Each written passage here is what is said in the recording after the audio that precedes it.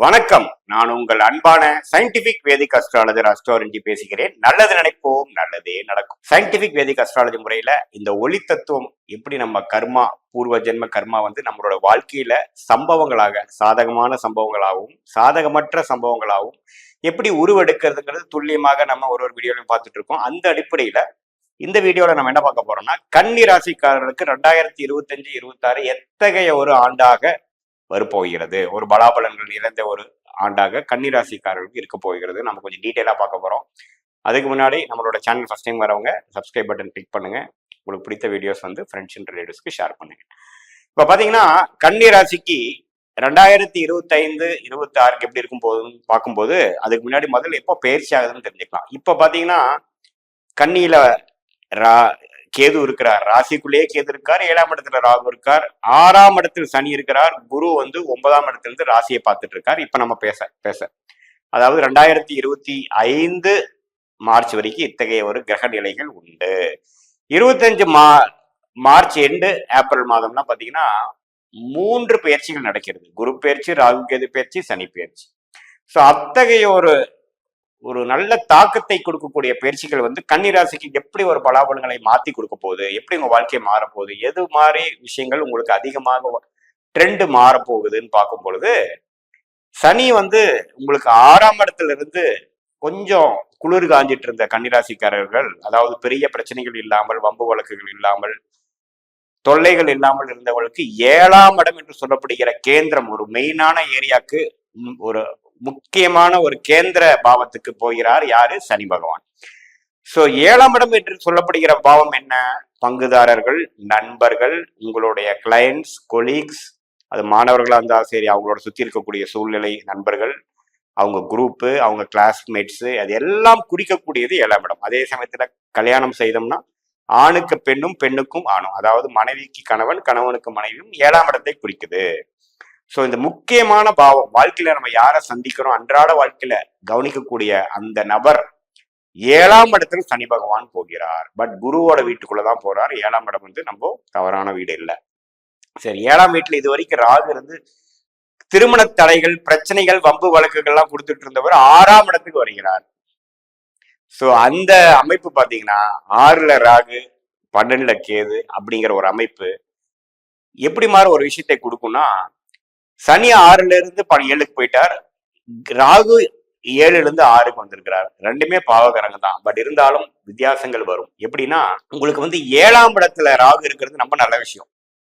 சில கடன், நோய், வம்பு வழக்கெல்லாம் கொஞ்சம் குறையும். சனி எப்படி கொஞ்சம் கண்ட்ரோல் பண்ணி வச்சிருந்தாரோ அதே மாதிரி விஷயங்கள் கொடுக்கும். ஆனா 7ஆம் இடத்து ஆக்டிவிட்டி அதிகமாயிடும். எது மாதிரி கொடுக்கும் அப்படின்னா, உங்களுடைய அந்த பங்குதாரர்கள், நண்பர்கள், மனைவி, கணவன், திருமணஸ்தானத்துல வந்து சனி வருவது பாத்தீங்கன்னா சில தடைகளை கொடுக்கும். எப்படின்னா சில பிரச்சனைகளும் கொடுக்கும்.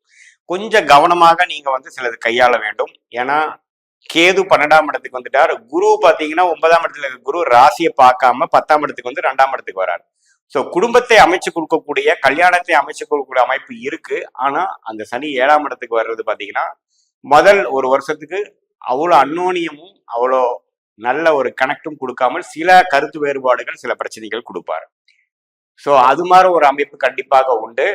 பட் பொதுவாக பார்க்கும் பொழுது குரு ராசியை பார்க்காம குரு 2ஆம் இடத்தை பார்ப்பது பண விஷயத்துக்கு, பண போக்குவரத்துக்கு, பேச்சு மூலமா வேலை தொழில் செய்யறவங்களுக்கு எல்லாத்துக்குமே ஒரு நல்ல பலன் தான். அதுல வந்து மாற்றமே இல்லை.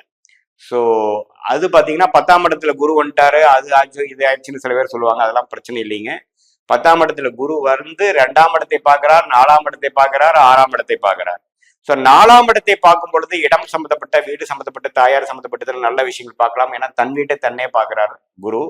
அது அருமையான அமைப்பு. அதே சமயத்துல 6ஆம் இடத்துல இருக்கக்கூடிய ராகுவ குரு பார்க்கறதுனால அந்த நம்ம பெரிய ஒரு 6ஆம் இடத்து வேலையை வந்து சாதகம் இல்லாத பலன்கள் செய்யாமல் கடனால கொஞ்சம் ஜெயிப்பது, கடன் மூலமாக கொஞ்சம் வாழ்க்கையில ஜெயிக்கக்கூடிய அமைப்பு, கொஞ்சம் லாபங்கள் செய்யக்கூடிய அமைப்பு, வெளிநாடு போகக்கூடிய அமைப்பு, அது மாதிரி விஷயம்லாம் கொஞ்சம் கொடுக்கதான் செய்யறாரு.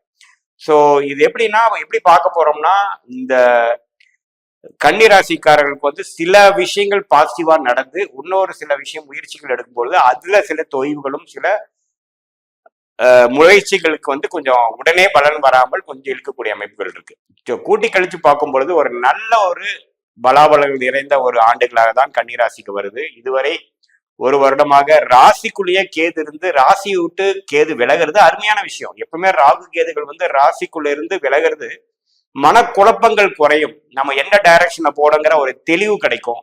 கருத்து வேறுபாடுகள் இருக்கும். இன்டர்னல் கான்ஃபிளிக்ட்னு சொல்லுவோம். நம்ம மனசுக்குள்ளேயே நமக்கு சில முரண்பாடான எண்ணங்கள், நாம போகிறது கரெக்டா, டவுட்டு, செல்ஃப் டவுட், இது எல்லாமே நீங்கி ஒரு நேர்கோரான எண்ணங்களை போகக்கூடிய அமைப்பு கொடுக்க தான் செய்யுது. அந்த அமைப்புல கன்னி ராசிக்காரர்களுக்கு இந்த சனி பயிற்சி, ராகு கேது பயிற்சி, குரு பயிற்சி நல்ல அமைப்பு கொடுக்குதுங்க. அதே சமயத்துல ஒரு குறிக்கோள் ஓரியன்டா ஒரு பண வசதியை பெருக்கிக்கிறது, ஒரு முயற்சி எடுக்கிறது, எல்லாமே கைகூடக்கூடிய அமைப்புகள் உண்டு. மாணவர்களுக்கும் பார்த்தீங்கன்னா முதல்ல இருந்த கிளாரிட்டியோட இப்போ கொஞ்சம் பெட்டர் கிளாரிட்டி இருக்கும், ஃபோக்கஸ் இருக்கும், கான்சென்ட்ரேஷன் இருக்கும்.